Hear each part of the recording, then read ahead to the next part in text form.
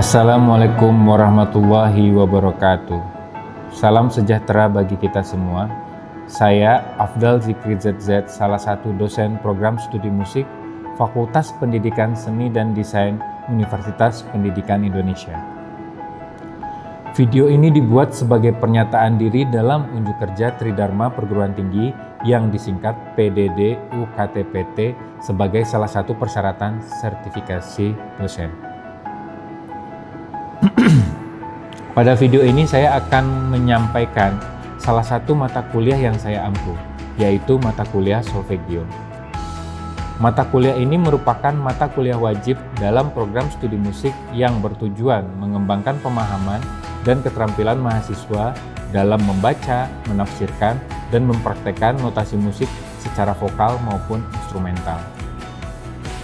Melalui mata kuliah ini, mahasiswa dilatih untuk mengidentifikasi ritme, interval, dan pola melodi melalui latihan solfeggio. Mata kuliah solfeggio terdiri dari 16 kali pertemuan dengan 14 kali pertemuan pembelajaran, 1 ujian tengah semester, dan 1 ujian akhir semester. Perkuliahan dilaksanakan melalui pendekatan blended learning yang memadukan mode sinkronus dan asinkronus dengan penekatan pada latihan praktek. Mata kuliah ini memiliki 5 capaian pembelajaran, yaitu penguasaan notasi musik, keterampilan auditif, teknik musikal, pemahaman harmoni, serta sikap santun dalam perkuliahan. Dan penilaian pada mata kuliah ini disusun secara proporsional dan berkelanjutan, terdiri dari kehadiran, keaktifan mahasiswa, penyelesaian tugas, ujian tengah semester, dan ujian akhir semester. Nah, dalam video ini, saya akan menyajikan salah satu materi dalam mata kuliah solfeggio, yaitu membaca ritmis pada pertemuan kedua, yang menggunakan silabel komposer, sebuah pendekatan membaca pola ritmis berdasarkan jumlah suku kata nama komponis yang disebutkan, seperti Bach, Mozart, Beethoven, dan Paganini. Selamat menyimak materi dalam kegiatan perkuliahan kali ini. Terima kasih. Wassalamualaikum warahmatullahi wabarakatuh. Assalamualaikum warahmatullahi wabarakatuh. Waalaikumsalam warahmatullahi wabarakatuh. Salam sejahtera buat kita semua. Sebelumnya, saya berterima kasih atas kehadiran kalian hari ini di perkuliahan saya. Sebelum kita mulai lagi, alangkah baiknya kita berdoa dulu untuk kelancaran perkuliahan ini. Berdoa menurut agama dan kepercayaan masing-masing dimulai. Berdoa selesai. Oke, di perkuliahan solfeggio ini sebenarnya kalian hanya merefleksikan apa yang kalian pelajari di teori musik yang notabene itu kuliah teori musik itu pasti adalah kalian mempelajari teorinya. Nah, di solfeggio itu ini akan lebih kepada praktek, bagaimana latihan kalian untuk mengasah atau meningkatkan musikalitas kalian masing-masing. Ya. Ada yang kenal siapa ini?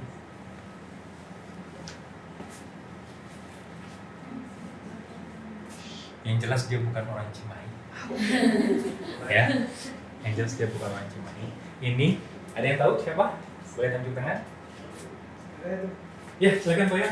Sebastian Bach. Sebastian Bach. Betul, Sebastian Bach. Tapi nama lengkapnya adalah Johann Sebastian Bach. Kalian tahu karya yang terkenal dari komposer ini nggak? Siapa? Kamu? Minuet. Ya, betul. Apalagi yang lebih familiar dari Johann Sebastian Bach? Ada yang pernah tahu? Ya, itu namanya toccata ya. Nah, itu lebih terkenal dan kayaknya pernah dengar di TikTok juga ya musik seperti itu ya. Ya, oke. Ini adalah komposer yang bernama Johann Sebastian Bach. Oke, kita lanjut ke komposer selanjutnya. Siapakah om-om satu ini? Ada yang tahu? Mozart. Nah, Mozart, kalau kalian pernah dengar nyanyian yang seperti itu, nah itu adalah Mozart. Jadi di Mozart ini adalah terkenal dengan gaya musiknya itu yang sangat-sangat lincah, sangat-sangat, kalau bisa dibilang itu sangat-sangat pinky ya, sangat-sangat lentik gitu. Nah ini adalah komposer dari zaman klasiknya namanya Mozart. Kita lanjut ke komposer berikutnya. Wow, garang sekali. Siapa yang tahu siapa dia? Siapa? Ya, betul, Beethoven. Sedikit cerita tentang komposer ini adalah komposer yang buta dan tuli. Bayangin gak sih seorang komposer besar, dikenal sampai sekarang, tetapi ternyata dia adalah komposer yang buta dan tuli. Tapi karyanya luar biasa. Ya, itu yang membuat dia sangat-sangat terkenal dan keajaibannya. Dan satu simfoni yang sangat-sangat saya ingat dari dia itu adalah simfoni yang simfoninya itu, karya komposisi musiknya itu terinspirasi dari orang mengetuk pintu. Jadi pada saat itu dia sedang membuat sebuah karya, habis itu tiba-tiba pembantunya mengetok. Terus pada saat itu dia langsung terinspirasi dari suara seperti ini. Jadilah simfoni yang kalian dengar yang bunyinya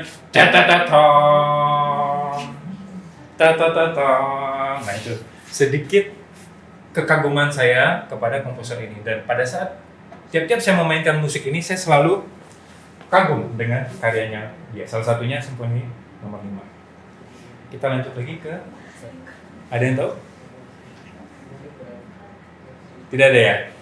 Mungkin ini tidak familiar di kalangan orang selain string.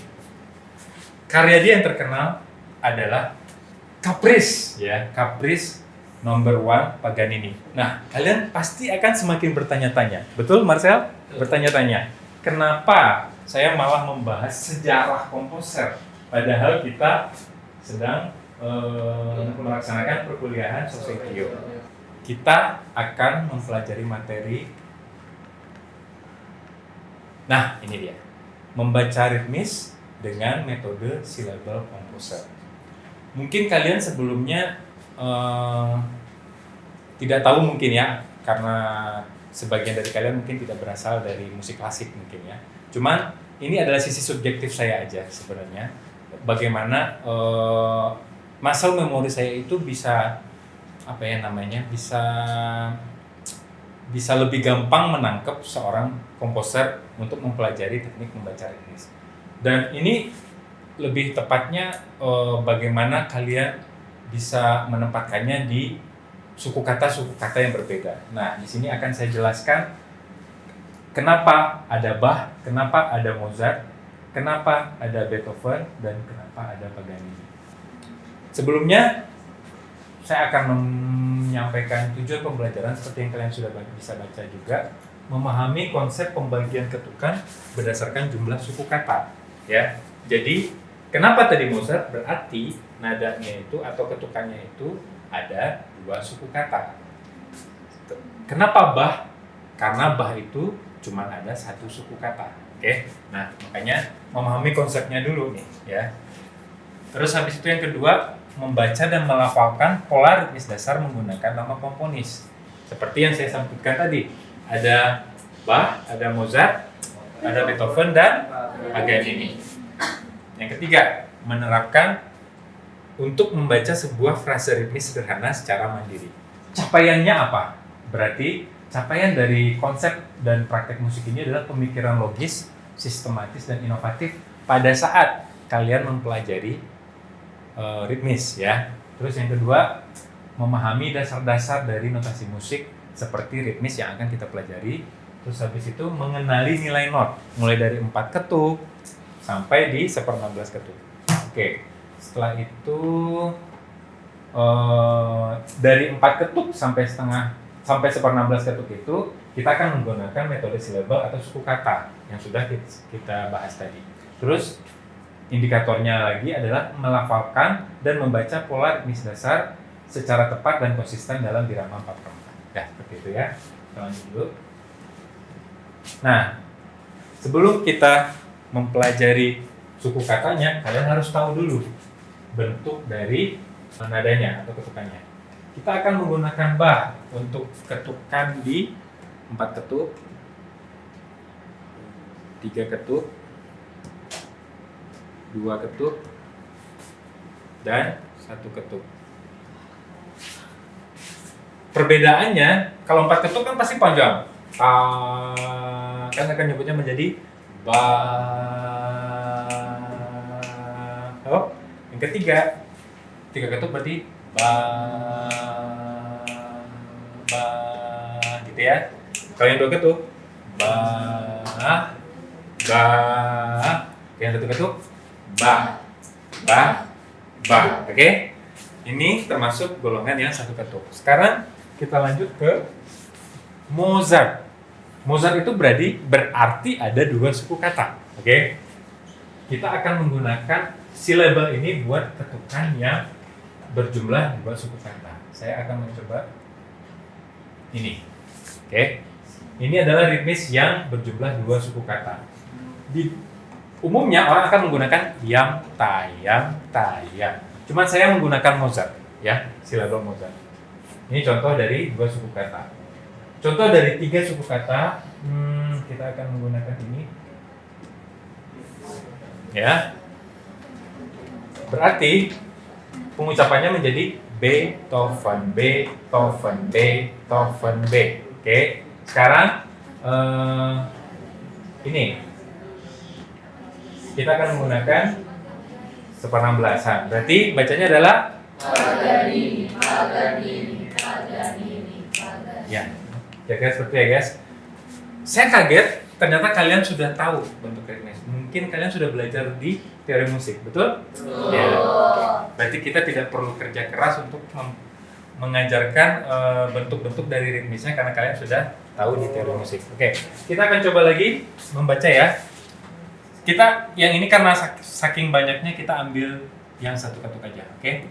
1 ketuk aja. Berarti kalian bacanya ta, gitu ya. Tetapi dengan silabel, oke? 1, 2, 3, 4. Bach, Mozart, Beethoven, Paganini. Seperti yang saya jelaskan di awal, kenapa ini kita memakai komposer klasik? Karena mungkin dari pengalaman saya, pada saat saya belajar basic music, saya itu mempelajari musik klasik.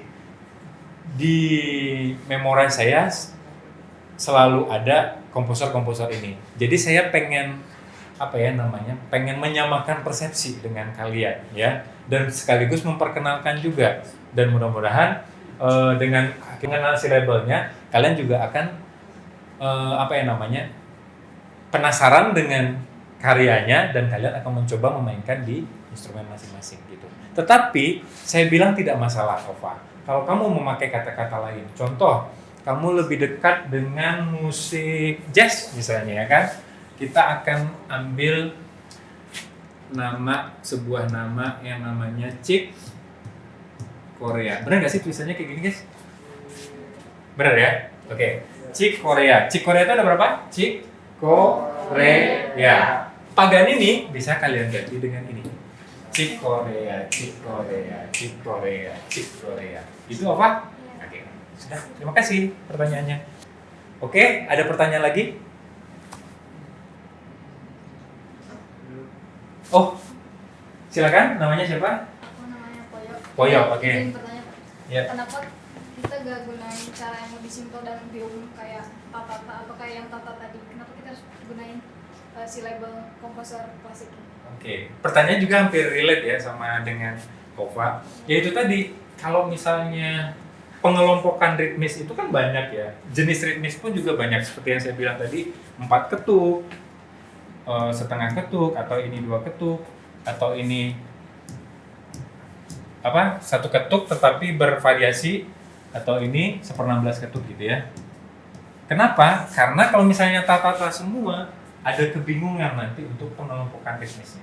Oke? Misal kita akan membaca Mozart, Beethoven, dan Paganini. Kalau kita pakai yang tata, berarti jadinya yang, tayang, tata. Jadi ada banyak kembaran pengucapan. Nah, tujuan dari metode ini adalah biar pengelompokannya itu lebih jelas.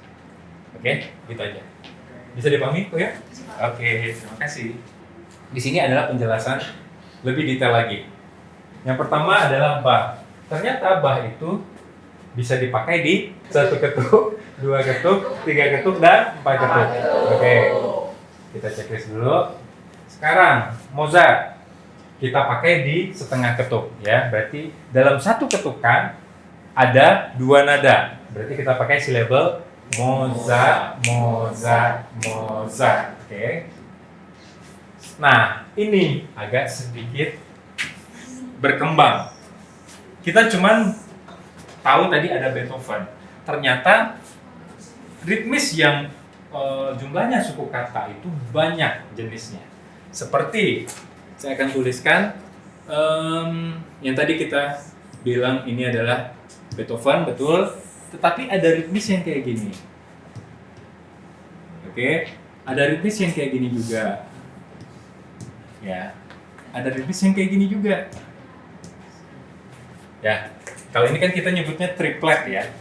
Nah, ini semua 3 suku kata. Disitulah akhirnya saya mengeksplorasi lagi metode yang saya pahami atau saya kuasai itu menjadi beberapa komponis yang berbeda lagi. Oke. Sekarang kita ada yang udah pernah bisa membaca ritmis ini? Boleh bisa tunjuk tangan? Kamu namanya siapa? Lah, kamu? Iya. Gimana sembunyi? Kamu namanya siapa? Nathan. Nathan bisa baca ini? Sebelumnya paling saya waktu itu pernah belajarnya pakai Tapa TV, Pak. Oh, oke, boleh, tidak apa-apa. Coba, silakan. Saya coba dulu Iya, ya, iya. takut salah, koreksi ya, Pak. Iya, silakan. Tidak apa-apa. Tidak ada apa namanya? Tidak ada pressure pokoknya. Ya, nikmat aja, enjoy aja. Oke? Ya.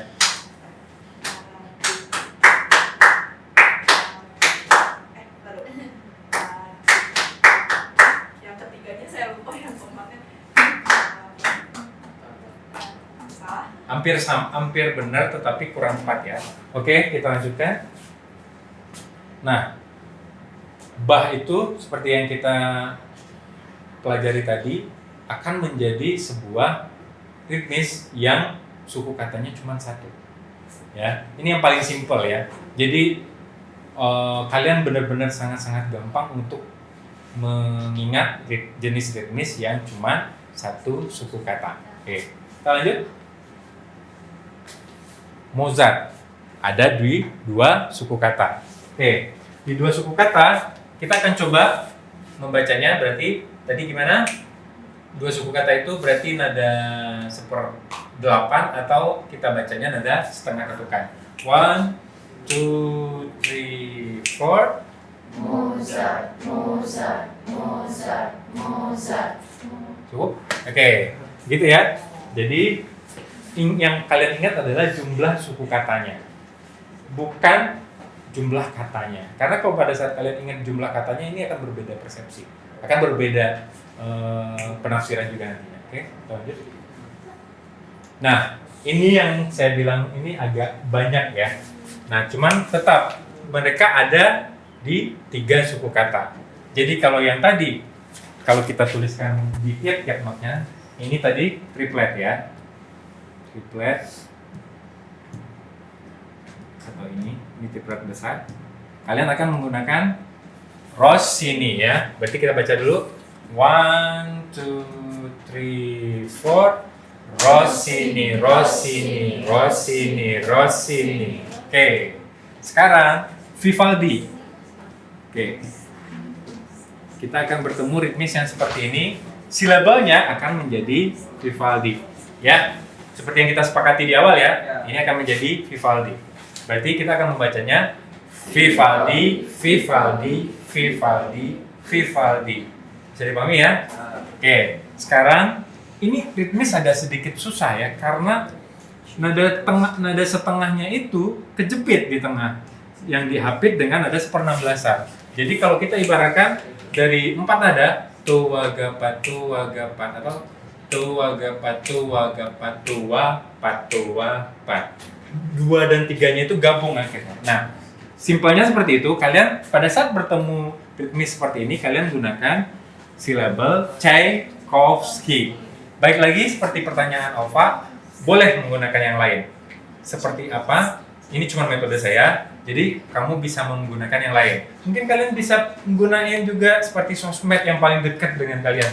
TikTok, ya, atau Instagram, bebas. Tetapi di metode saya, musik klasik adalah basic dari pada kita mempelajari sebuah musik, gitu ya. Jadi saya menggunakan metode silabel komposer. Oke. Kita lanjut. Ini yang sudah kita kenal tadi berarti adalah Beethoven. Ya. Silakan kalau sekarang itu tidak perlu dicatat ya, boleh difoto dulu. Kalau misalnya ada slide yang menurut kalian harus diingat dan itu penting, boleh difoto. Oke. Kita lanjut ke slide selanjutnya. Nah, ini balik lagi kepada Paganini. Cuman kita kan belum mendeskripsikan ya Paganini itu seperti apa. Paganini adalah nada seper-16an. Jadi dalam satu ketukan kita akan mendapatkan 4 nada sekaligus. Yang artinya kita akan membacanya tetap di contoh yang 44. 1, 2, 3, 4. Paganini, Paganini, Paganini, Paganini, Paganini. Oke, cukup. Ini tidak perlu panjang-panjang karena ini sangat-sangat gampang untuk dipahami. Beda dengan Vivaldi ya, beda dengan apa tadi Tchaikovsky. Nah itu kalian harus apa ya, intensitas latihannya itu kalian harus lebih besar latihannya. Tchaikovsky dan Vivaldi dan kawan-kawan yang 3 suku kata tetapi berjumlah itu variasinya banyak banget. Yang 3 suku kata itu berjumlah 1 ketuk itu variasinya banyak banget. Temponya kecepatan banget aku kayaknya. Setelah kita ketahui silabelnya satu persatu, nah kalian bisa akhirnya menggabungkan semua silabel itu menjadi sebuah frase kalimat sederhana. Seperti yang di depan, dia akan menjadi karena bah banyak ya. Karena bah banyak kita akan menjadikan ketokannya bah itu 2 ketuk aja, oke? Terus habis itu ini tetap di sini, ini di sini, habis itu ini di sini. Oke, kita baca semua ya. Pasti bisa semua ya. 1, 2, 3, 4. Mozart, Beethoven, Paganini. Kurang kan? Oke. Alhamdulillah metode yang saya ajarkan bisa diterima dengan gampang ya. Dan akhirnya saya tidak merasa wasting time untuk membuat metode seperti ini. Oke. Kita lanjut lagi. Oke, sekarang kita coba membuat segmen latihan mandiri. Jadi nanti setelah kalian sampai di rumah, kalian akan membuat segmen latihan mandiri. Nah, ini sebagai contoh aja. Sebagai contoh, kalian taruh Beethoven-nya di sini, terus habis itu Mozart-nya di sini, Bach-nya, terus Paganini. Intinya tidak perlu Paganini tidak selalu di sini gitu. Paganini juga bisa di sini. Jadi kalian cuma mengkombinasi ritmis dan silabel komposer yang sudah kalian pahami, ya. Sekarang untuk contohnya kita coba baca bareng-bareng lagi. Ini saya tidak ada redaksi apa-apa, kita langsung baca aja.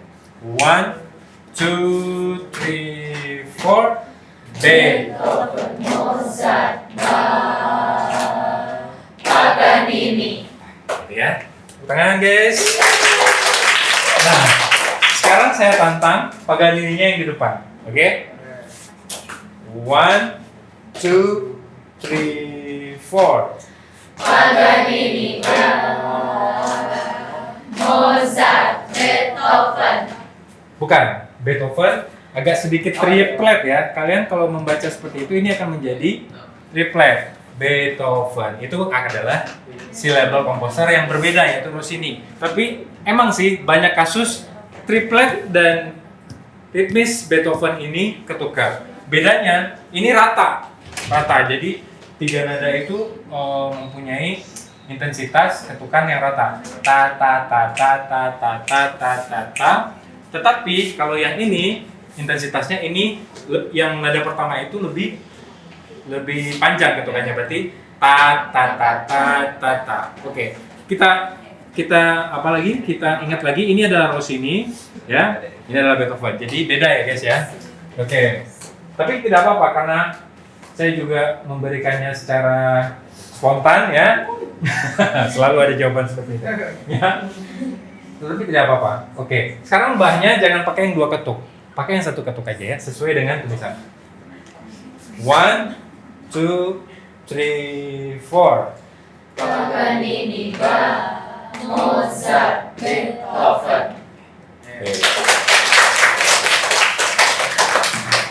Oke. Gampang ya ternyata ya untuk belajar ritmis. Nah, ini sekedar redaksi untuk lebih menjelaskan lagi ya. Tetapi ini bisa dijadikan acuan juga ya dari Beethoven, Vivaldi, Tchaikovsky, Rossini. Tapi saya berharap durasi latihan kalian lebih banyak ke komposer yang ini. Jenis ritmisnya itu lebih dari 1 gitu ya. Kalau ini kan kalian sudah bisa gampang. Mozart pasti Mozart terus. Ini juga Paganini terus nggak apa-apa 1. Cuman dari 3 atau 1 ketukan yang mempunyai 3 suku kata ini banyak. Jadi intensitas latihan kalian harus lebih dibanyakin atau lebih diutamakan atau didominasi oleh latihan ini. Okay. Di situ ada tulisan kunci, jaga ketukan tetap stabil sambil mengisinya dengan pola berbeda. Latih 5 menit setiap. Baik lagi, ini berbeda dengan teori musik. Kalau teori musik kalian cuma belajar teorinya. Tapi kalau di solfeggio, kalian lebih ke prakteknya. Bagaimana kalian mengasah musikalitas kalian, bagaimana kalian bisa mengasah muscle memori kalian, bagaimana sebuah teori musik itu bisa dipraktekkan di kehidupan sehari-hari. Ya. Ada yang bisa menarik kesimpulan? Coba tunjuk tangan. Siapa yang bisa menarik kesimpulan dari materi yang sudah saya sampaikan hari ini? Ayo, Mas El, pegang Mas El. Dari materi yang tadi saya dapat menyimpulkan bahwa dalam membaca ritmis, khususnya dalam mata kuliah solfeggio ini akan lebih gampang jika dikelompokkan menggunakan metode silabal komposer yang tadi Bapak sudah jabarkan. Yep.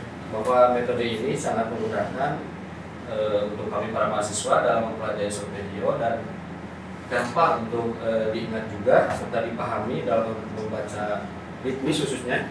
Dan saya juga baru tahu ada metode seperti ini serta menambah wawasan pengetahuan khususnya untuk para mahasiswa dalam mempelajari solfeggio. Oke. Terima kasih. Tepuk tangan buat. Dan saya yakin itu bukan jawaban ChatGPT. Ini adalah jawabannya. Sekarang untuk praktek awalnya kalian menggunakan instrumen masing-masing untuk membaca ritmis tersebut. Misalnya, ambil 1 baris dari partitur mata kuliah instrumen kalian. Misalnya kalian pemain violin atau kalian pemain saksofon gitu ya kan.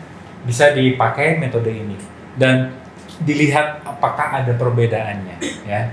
Jadi ini akan terasa banget. Saya yakin 100% akan terasa banget perbedaannya. Mungkin kalian pada saat main violin aduh, ini gimana ya baca ritmisnya ya? Oh iya, kemarin ada catatan nih dari materi membaca ritmis. Kalian bisa praktekkan di instrumen kalian masing-masing, gitu ya. Oke, terima kasih atas kehadiran kalian di mata kuliah solfeggio ini. Saya berharap kita selalu bisa bersinergi dengan baik. Intinya di kuliah solfeggio ini kalian harus lebih banyak praktek saja. Karena itu untuk meningkatkan musikalitas kalian. Ini baru 1 materi yaitu ritmis, nanti akan ada melodi, akan ada akord, akan ada interval, dan itu akan lebih tricky lagi, akan lebih banyak banget tantangannya. Tetapi saya berharap metode-metode yang saya sampaikan bisa kalian terima dengan